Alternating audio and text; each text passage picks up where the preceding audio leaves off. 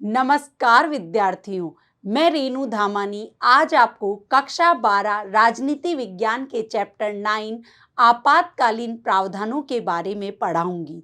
देखो बच्चों, पिछले भाग में आपने भारतीय संविधान की विशेषताओं में एक विशेषता पढ़ी थी, संघात्मक व्यवस्था।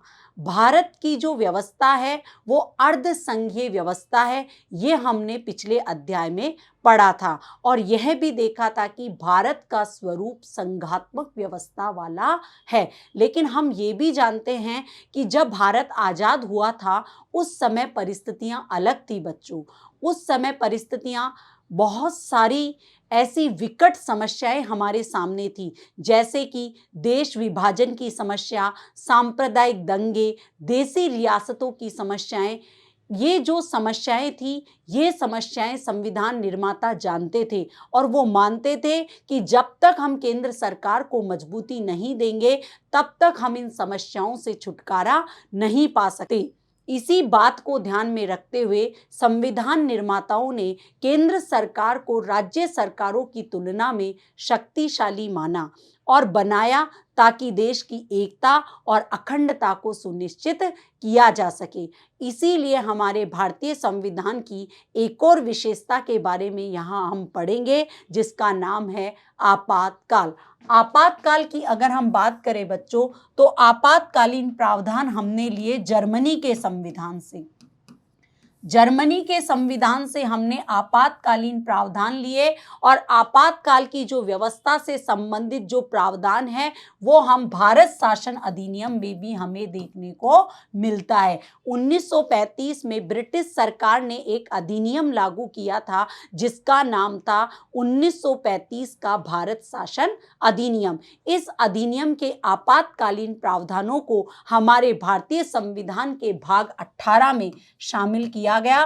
भाग 18 में आपातकाल का उल्लेख है जो कि हमने जर्मनी के संविधान से ग्रहण किए हैं। अब बात आती है कि हमारे देश में जो आपातकाल है उसे हम 3 भागों में बांट सकते हैं बच्चों। पहला है राष्ट्रीय आपातकाल, दूसरा है राज्य आपातकाल और तीसरा है वित्तीय आपातकाल। ये 3 आपातकाल के क्या है, प्रकार है। अब जो आपातकाल है इनके बारे में हम इस चैप्टर में चर्चा करेंगे। सबसे पहले बात ये आती है कि जब हमारे देश में आपातकाल लागू होता है उस समय हमारे देश की समस्त शासन व्यवस्था को चलाने की जिम्मेदारी राष्ट्रपति जी के पास आ जाती है।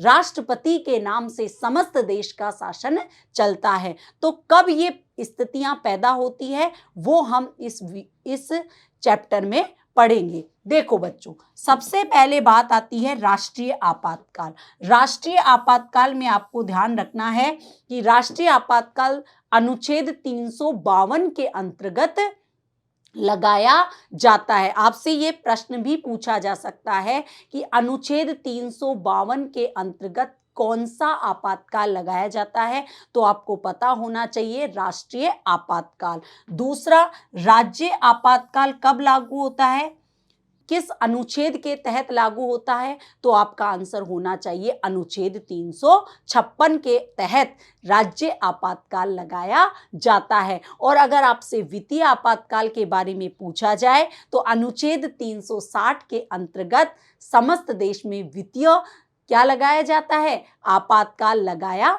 जाता है। और इन तीनों ही आपातकाल की स्थिति में हमारे देश का प्रशासन राष्ट्रपति के जिम्मे आ जाता है।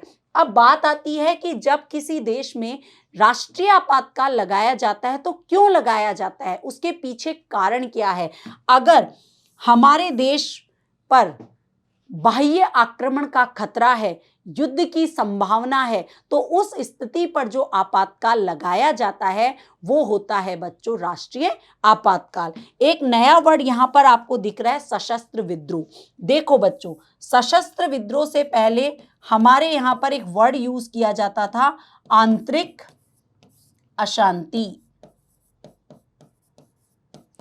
आंतरिक अशांति वर्ड यूज किया जाता था कि राष्ट्रीय आपातकाल 2 ही स्थितियों में लगाया जा सकता है, युद्ध अथवा बाह्य आक्रमण का खतरा होने पर या आंतरिक अशांति के कारण। लेकिन जब हमारे देश में 1975 में जब आपातकाल लगा, उसके बाद एक संविधान संशोधन किया गया जिसका नाम था 44वां संविधान संशोधन। और 44वें संविधान संशोधन के बाद आंतरिक अशांति के स्थान पर एक नए शब्द को जोड़ा गया जिसका नाम था सशस्त्र विद्रोह। अगर किसी भी देश में आंतरिक गृह युद्ध की संभावना हो, आंतरिक रूप से अशांति हो, उस समय जिसके तहत आपातकाल लगाया जाता है वो है सशस्त्र विद्रोह। और सशस्त्र विद्रोह शब्द का प्रयोग 44वें संविधान संशोधन के तहत किया गया। तो आपको समझ में आ गया कि राष्ट्रीय आपातकाल कब लगाया जाता है, युद्ध या बाह्य आक्रमण की स्थिति में या सशस्त्र विद्रोह की स्थिति में। अब बात आती है राज्य आपातकाल। अगर किसी भी राज्य में अनुच्छेद 365 के तहत, अनुच्छेद 365 के तहत कोई भी राज्य अगर संवैधानिक नियमों के तहत शासन नहीं संभाल रहा है, वहां का संवैधानिक तंत्र विफल हो रहा है, तो उस स्थिति में राज्यपाल अगर राष्ट्रपति को सूचना भिजवाता है या राष्ट्रपति अन्य सूत्रों से, अन्य रिपोर्टों से आश्वस्त होता है कि उस राज्य में संवैधानिक तंत्र के नियमों के अनुसार शासन नहीं चल रहा है, तो उस स्थिति में उस राज्य में 2 या 2 से अधिक राज्य भी हो सकते हैं, तो उनमें जो आपातकाल लगाया जाता है उसे राज्य आपातकाल या राष्ट्रपति शासन के नाम से जाना जाता है। तीसरा आता है वित्तीय आपातकाल। अगर हमारे देश की वित्तीय शाख को खतरा होता है तो उस स्थिति में जो आपातकाल लगाया जाता है उसका नाम है बच्चों वित्तीय आपातकाल। तो आपातकाल 3 प्रकार के होते हैं, राष्ट्रीय आपातकाल, राज्य आपातकाल और तीसरा है वित्तीय आपातकाल। अब सबसे पहले हम चर्चा करेंगे राष्ट्रीय आपातकाल की। तो देखो बच्चों, मैंने बता भी दिया आपको कि राष्ट्रीय आपातकाल कब लगाया जाता है, अनुच्छेद 352 के तहत लगाया जाता है। और अनुच्छेद 352 के तहत जब राष्ट्रीय आपातकाल होता है उस स्थिति में पूरे देश का प्रशासन कौन संभालता है, राष्ट्रपति जी संभालते हैं। राष्ट्रपति जी ने राष्ट्रीय आपातकाल लागू कर दिया। लागू कब होगा, जब मंत्रिमंडल की लिखित सिफारिश पर ही क्या कर सकता है, घोषणा कर सकता है। देखो बच्चों, 44वें संविधान संशोधन से पहले राष्ट्रपति क्या कर सकता था, राष्ट्रपति राष्ट्रीय आपातकाल की घोषणा कर सकता था। लेकिन 1975 में जो आपातकाल लगा इंदिरा गांधी के काल में, उसके बाद एक संशोधन हुआ जिसका नाम था 44वां संविधान संशोधन।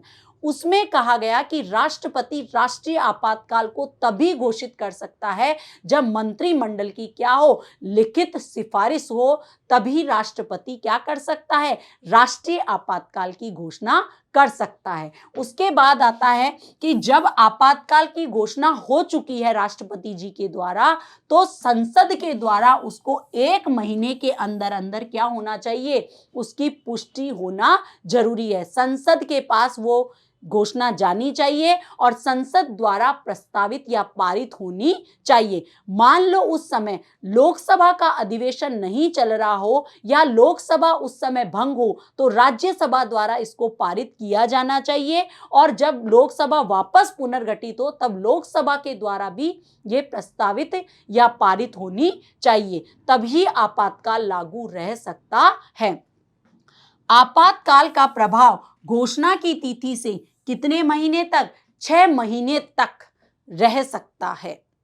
6 महीने अगर संसद, राष्ट्रपति जी ने आपातकाल की घोषणा की, संसद ने 1 महीने के अंदर अंदर उसकी पुष्टि कर दी, तो घोषणा करने के 6 महीने तक आपातकाल रह सकता है। अगर मान लो 6 महीने से ज्यादा अगर आपातकाल को बढ़ाना है तो संसद के द्वारा दूसरा प्रस्ताव लिया जाना आवश्यक है और आपातकाल को अनिश्चित काल तक बढ़ाया जा सकता है। उसके बाद आता है कि जब आपातकाल लगा हुआ है और आपातकाल को रद्द करना है तो लोकसभा के 10% या उससे अधिक सदस्य प्रस्ताव प्रस्तुत करें और साधारण बहुमत के द्वारा आपातकाल को रद्द भी कर सकती है। तो ये आपातकाल से संबंधित कुछ प्रावधान हैं जो आपको एग्जाम के दृष्टिकोण से बहुत ही इंपॉर्टेंट है।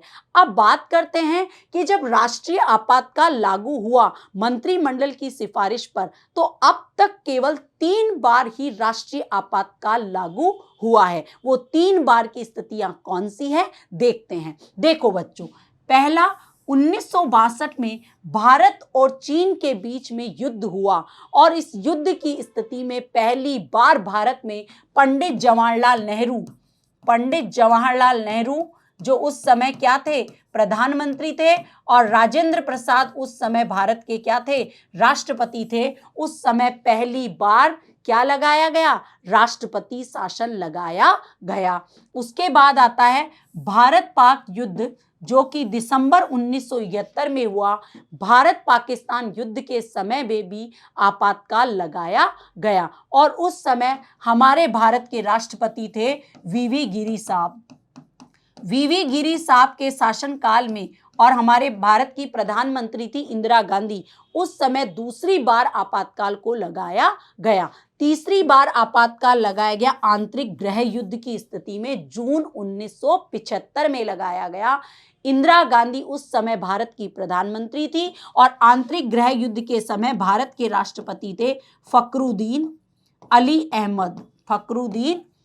अहमद साहब। उस समय भारत के क्या थे, राष्ट्रपति थे। इनके शासनकाल में आपातकाल लगाया गया। तो आपसे यहां से प्रश्न पूछा जा सकता है कि भारत में अब तक कितनी बार राष्ट्रीय आपातकाल लग चुका है, तो आपका आंसर होगा 3 बार। आपसे पूछा जा सकता है कब कब लगा, तो आपको ध्यान रखना है 1962, 1971 और 1975। 3 बार राष्ट्रीय आपातकाल लग चुका है। अब बच्चों, जब राष्ट्रीय आपातकाल की स्थिति होती है तो उस समय भारत का शासन व्यवस्था किस प्रकार से चलाई जाती है या राष्ट्रीय आपातकाल का भारत पर क्या प्रभाव पड़ता है, उसको देखते हैं। संघीय संविधान का स्वरूप एकात्मक हो जाता है। आप सबको पता है संघ सरकार का स्वरूप द्विस्तरीय होता है, जिसमें शक्तियों का बंटवारा होता है, जिसमें केंद्र और राज्य अपने तरीके से संविधान में उल्लेखित नियमों के अनुसार शासन व्यवस्था को सुचारू रूप से चलाते हैं। शक्तियां राज्य सरकारों को भी दी होती है और केंद्र सरकार को भी दी हुई होती है। लेकिन जब भारत में राष्ट्रपति शासन लगता है, उस समय भारत का संघीय स्वरूप बदल करके कैसा हो जाता है, एकात्मक हो जाता है। मतलब राज्य सरकारों को किसी भी प्रकार की कोई शक्ति नहीं होती है। समस्त देश का प्रशासन राष्ट्रपति के नाम से चलता है। उसके बाद आता है, आप सबने बताया था, पढ़ा था अपन ने पिछले अध्याय में कि शक्तियों का विभाजन किया गया, क्योंकि भारत का स्वरूप संघीय है। और शक्तियों के बंटवारे में हमने 3 सूचियां पढ़ी थी, संघ सूची, राज्य सूची और समवर्ती सूची। देखो बच्चों, सामान्य काल में संघ सूची में के विषयों पर कानून केंद्र सरकार बनाती है, राज्य सूची के विषयों पर कानून राज्य सरकार बनाती है। लेकिन बच्चों, जब आपातकाल की स्थिति होती है, उस समय राज्य सूची के विषयों पर भी कानून बनाने का अधिकार किसके पास आ जाता है, संसद के पास आ जाता है। तो देखिए, संसद को राज्य सूची के विषयों पर भी कानून निर्माण की शक्ति प्राप्त हो जाती है। इसके अलावा राष्ट्रपति राज्यों को कार्यपालिका शक्ति के प्रयोग के लिए दिशा निर्देश दे सकता है। उन्हीं दिशा निर्देशों के आधार पर वहां की राज्य कार्यपालिका को काम करना पड़ता है। उसके बाद है कि केंद्र और राज्य के राजस्व बंटवारे से संबंधित कोई भी मतभेद है तो उस पर राष्ट्रपति को शक्ति है कि वो इस विवाद को सुलझाए। राजस्व मामले या राजस्व बंटवारे को लेकर के जो प्रावधान है, उसमें राष्ट्रपति जी को शक्ति है कि वो राजस्व बंटवारे से संबंधित अपने अधिकारों का प्रयोग करे। उसके बाद आता है कि जब राष्ट्रीय आपातकाल पूरे देश में लागू होता है तो अनुच्छेद 19 जो हमने मौलिक अधिकारों में पढ़ा था स्वतंत्रता के अधिकार के अंतर्गत, उसमें 6 प्रकार की स्वतंत्रताएं देखी थी हमने। भाषण और अभिव्यक्ति की स्वतंत्रता के अंतर्गत बोलने की स्वतंत्रता, संघ बनाने की स्वतंत्रता, संगठन बनाने की, सम्मेलन करने की स्वतंत्रता, भ्रमण करने की स्वतंत्रता, निवास करने की स्वतंत्रता और व्यवसाय करने की स्वतंत्रता। तो ये जो 6 प्रकार की स्वतंत्रताएं हैं ये अपने आप स्वतः निलंबित हो जाती है आपातकाल की स्थिति में। तो सामान्य परिस्थितियों में नागरिकों को मौलिक स्वतंत्रताएं दी गई है, लेकिन आपातकाल की स्थिति में अनुच्छेद 19 के अंतर्गत जो भी मौलिक अधिकार से संबंधित स्वतंत्रताएं हैं वो स्वतः ही क्या हो जाती है, निलंबित हो जाती है। उसके बाद है कि जब राष्ट्रीय आपातकाल लगा हुआ है तो लोकसभा के कार्यकाल को 1 साल तक बढ़ाया जा सकता है। 1 साल तक बढ़ाया जा सकता है। ठीक है, अब हम दूसरे आपातकाल की बात करते हैं, राज्य आपातकाल। और राज्य आपातकाल जो लगाया जाता है वो अनुच्छेद 356 के तहत लगाया जाता है। ये बात हमने पहले पढ़ी थी। राज्य आपातकाल कब लगाया जाता है इसके बारे में चर्चा करते हैं कि राज्य आपातकाल को हम नाम ही देते हैं राष्ट्रपति शासन। क्या नाम देते हैं बच्चों? राष्ट्रपति शासन। अनुच्छेद 365 के तहत, अनुच्छेद 365 के तहत संविधान के नियमों का उल्लंघन करने पर कि संवैधानिक तंत्र, राज्यों का संवैधानिक तंत्र संविधान के नियमों के अनुसार कार्य नहीं कर रहा है और उसकी सूचना राज्यपाल किसको दे? राष्ट्रपति जी को देता है। और राष्ट्रपति जी अपनी रिपोर्ट के आधार पर उस राज्य में राष्ट्रपति शासन लागू करता है। राष्ट्रपति शासन कब लागू किया जाता है? जब राज्य का प्रशासन विधि पूर्वक नहीं चलाया जा रहा है। और राज्य आपातकाल को हम नाम ही किसके देते हैं? राष्ट्रपति शासन की संज्ञा देते हैं। उसके बाद आता है कि जब राज्य आपातकाल होता है, राज्य आपातकाल की घोषणा को संसद में 2 महीने के अंदर अंदर क्या होनी चाहिए? पुष्टि। मैंने आपको पिछले अभी पढ़ाया, क्या पढ़ाया कि राष्ट्रीय आपातकाल के समय संसद 1 महीने के अंदर अंदर पुष्टि करे, लेकिन जब राज्यों में आपातकाल होता है उस समय संसद को कितना समय दिया जाता है? 2 महीने के अंदर अंदर पुष्टि करना आवश्यक है। अगर लोकसभा भंग है तो राज्यसभा को पारित करना पड़ेगा और लोकसभा पुनर्गठित होने पर लोकसभा के द्वारा भी उसको पारित करना पड़ेगा, उसकी पुष्टि करनी पड़ेगी। घोषणा का प्रभाव 6 महीने तक, वही जो राष्ट्रीय आपातकाल में था। 1 वर्ष से अधिक योजना चुनाव आयोग की सिफारिश पर, अगर 1 वर्ष से ज्यादा राज्य आपातकाल को लगाया जा रहा है तो 2 ही स्थितियों में इसको जारी रखा जा सकता है राज्यों में आपातकाल को। एक स्थिति तो है बच्चों चुनाव आयोग की सिफारिश पर। अगर चुनाव आयोग कहे कि वास्तव में वहां पर आपातकाल को जारी रखा जाना चाहिए तो उसको आपातकाल को जारी रखा जा सकता है। दूसरी स्थिति बच्चों तब होती है जब हमारे पूरे देश पर भी राष्ट्रपति शासन लागू हो, उस स्थिति में 6 महीने से ज्यादा भी आपातकाल को जारी रखा जा सकता है।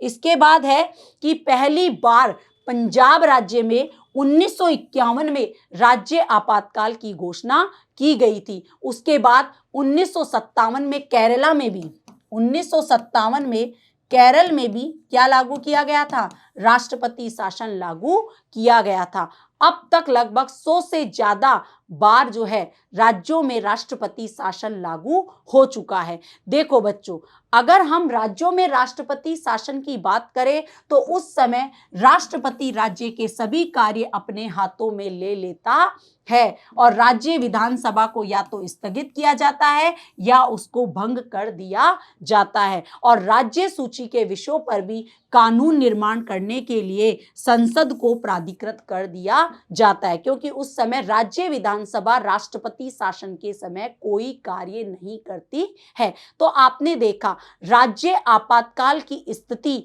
में समस्त राज्य का प्रशासन कौन संभाल रहा है? राष्ट्रपति संभालता है। और उस समय राष्ट्रपति द्वारा प्राधिकृत अधिकारी राज्यपाल उस राज्य के शासन को संभालने का काम करता है और केंद्र सरकार के प्रतिनिधि के तौर पर कार्य करता है।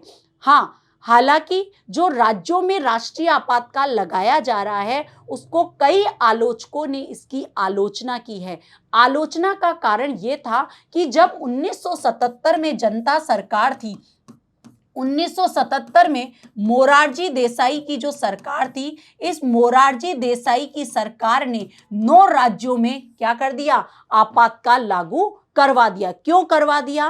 क्योंकि उसके पीछे कारण यह था कि जनता दल के विरुद्ध राज्यों में कांग्रेस सरकार बहुमत में थी। तो यहां पर आप देख रहे हैं कि राज्यों में जो आपातकाल लागू किया जा रहा है उसका राजनीतिक दल गलत फायदा उठा रहे हैं। इसीलिए राज्य स्वायत्तता की मांग पर एक जो आयोग गठित किया गया था, जिसका नाम हमने पिछले अध्याय में भी पढ़ा था, सरकारिया आयोग। सरकारिया आयोग ने साफ कहा है कि अनुच्छेद 356 का प्रयोग अंतिम हथियार के तौर पर किया जाना चाहिए। जब तक उस राज्य विधानसभा या राज्य सरकारें सही तरीके से काम करने में सक्षम है, तब तक उस राज्य में राष्ट्रीय आपातकाल की घोषणा नहीं करनी चाहिए। तो सरकारिया आयोग ने भी कहा है कि राज्यों की शक्तियां कम हो रही है और केंद्र अपने अनुरूप जो है राज्यों को क्या कर रहा है?